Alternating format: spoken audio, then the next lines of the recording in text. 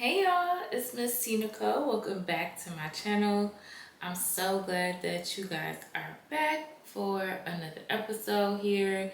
Today I just wanted to dive into budgeting. So welcome to class. Let's get on into budgeting 101.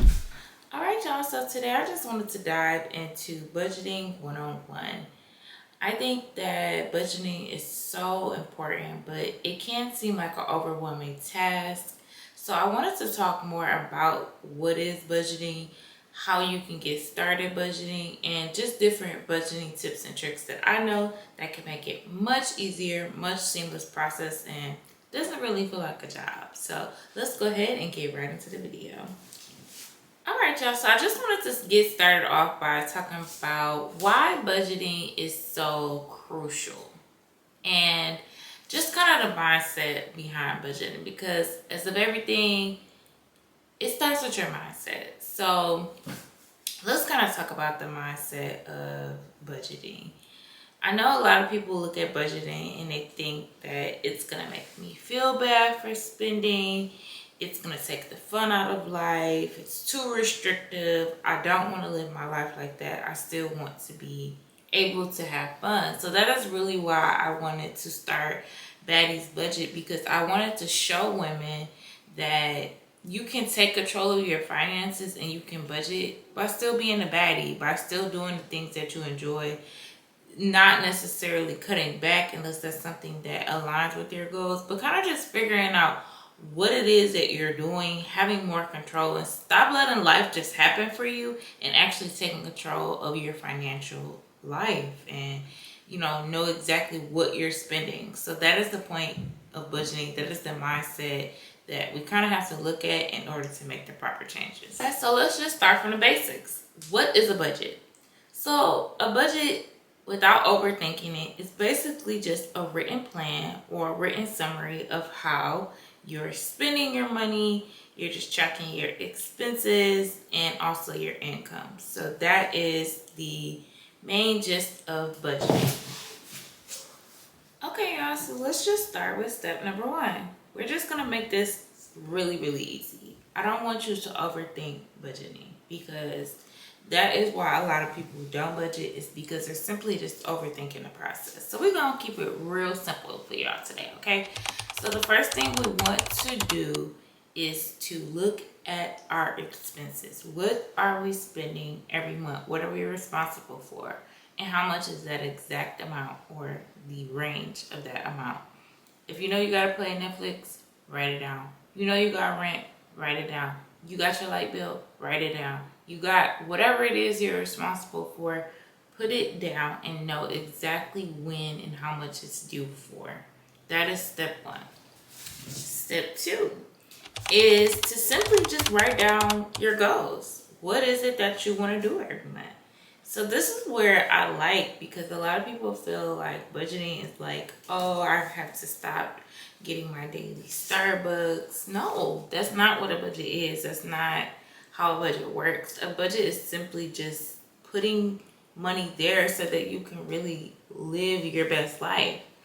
So if you do have a goal for yourself where you want to keep your nails done or keep your hair done, or you want to go shopping every month, this allows you to be able to do that without the guilt of looking at your bank account and seeing that you don't have the money, or borrowing from Paul to pay Peter. So it's just kind of those things that you're setting in place so that you are ultimately taking responsibility in knowing how much it is that you're spending.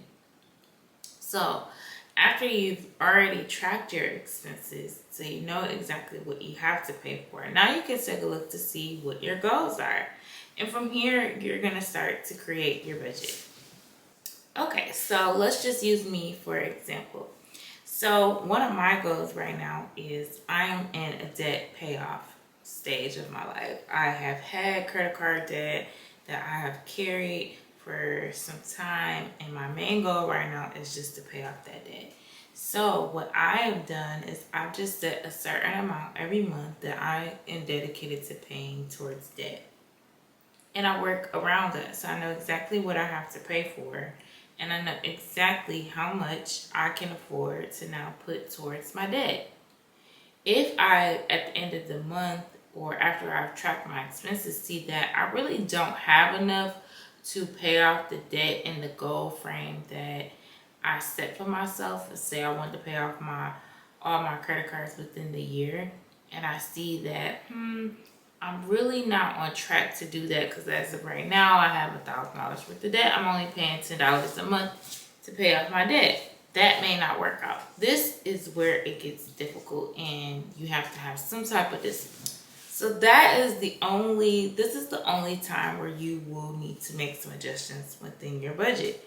So if you have a goal and you're not able to reach that goal based off how you're currently spending, then you may need to make some different accommodations. But ultimately, it shouldn't be looked as a sacrifice, because it is helping you get to a better part of yourself, which is aligning with your goals. What is it that you're saying that you want?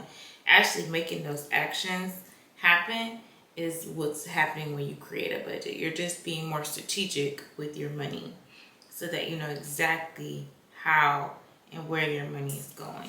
Okay, y'all, so I just wanted to give you guys a few tips and tricks that I know, and just kind of give you guys some words of encouragement when it comes to budgeting.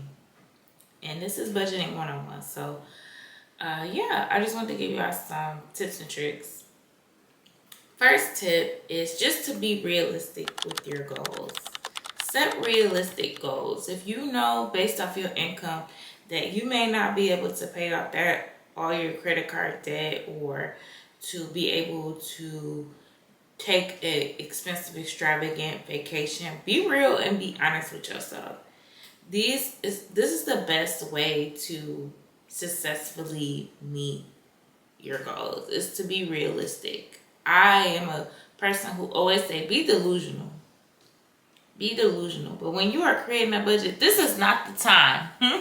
This is not the time. Look at the black and white and try to go based off that number. Numbers don't lie. So let's not be delusional when it comes to that. Have high goals and set big dreams for yourself. But when it comes to that budget, look at the black and white. Don't try to make stuff up. Don't try to bend a number here and there. Do what works for you, but be realistic. Tip number 2 is to create a tracking system and use something that really works for you. I know a lot of people, they try to get this Excel spreadsheet, but they hate doing technology. No, if you need to write out your goals on a piece of paper, do that. Do what works for you. Do something that you know that you'll stick with. Because if it feels more genuine to yourself, you're more likely to stick with it. And that's what's important. Even if you fall off, I know we're halfway through the year and you probably fell off from those goals that you set back in January. It's not too late to get back on that train. Like, do it. Do what you have to do in order to meet those goals. It's important. All right, y'all. So step 3 to my budgeting tip is to automate. Y'all gonna hear me say that 1,000 times, because when it comes to doing things like savings and things like that, it is hard to go, and once you have those funds, you might spend them. Automate your savings so that you don't even look at it. Okay, if you know that you have a goal that you need to reach, then you have to do things and put barriers in place to protect yourself against yourself, honey. Do what you have to do. Set that automation up so that you don't even have to think about it. It's automatically going.